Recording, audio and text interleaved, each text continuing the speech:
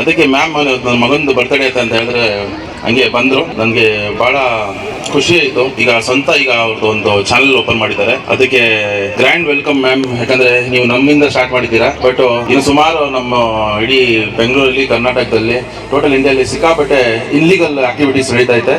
ಅದಕ್ಕೆ ನಿಮ್ಮ ಥರ ನಮಗೆ ಇನ್ನೊಂದು ಸಿಕ್ಬಿಟ್ರೆ ನಮ್ಮ ದೇಶಕ್ಕೆ ನಿಜವಾಗ್ಲೂ ನಮ್ಮದು ಎಲ್ಲಿಂದ ಹೋಗ್ಬಿಡ್ತೀವಿ.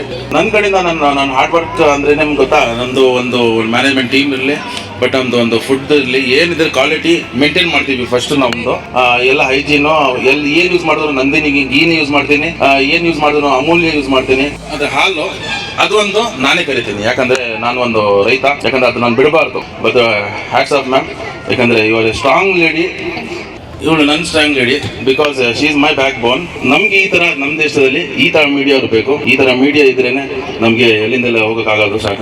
ಯಾಕಂದ್ರೆ ಶ್ರೀಲಂಕಾದಲ್ಲಿ ಪ್ರೈಮ್ ಮಿನಿಸ್ಟರು ನನಗೆ ಈಗ ಅವಾರ್ಡ್ ಕೊಡ್ತಾ ಇದ್ದಾರೆ. ಅದು ಏನಂದ್ರೆ ಹೋಟೆಲ್ ಇಂಡಸ್ಟ್ರಿಯಲ್ಲಿ ನನಗೆ ಒಂದು ಅಚೀವ್ ಮಾಡೋದ ಇದ್ದೆ, ಅದು ನನಗೆ ಒಂದು ಸಿಕ್ಕೈತೆ. ಇದೇ 30 ನಂದು ಓಪನಿಂಗ್ ದಿವಸನೇ, ಅಂದ್ರೆ 1 year ಮುಗಿಯೋ ಟೈಮಲ್ಲಿ ನನಗೆ ಒಂದು ಅವಾರ್ಡ್ ಕೊಡ್ತಿರೋದು 30ದಲ್ಲಿ. Hats off ma'am, thank you very much to visiting our tiger restaurant and taking my interview.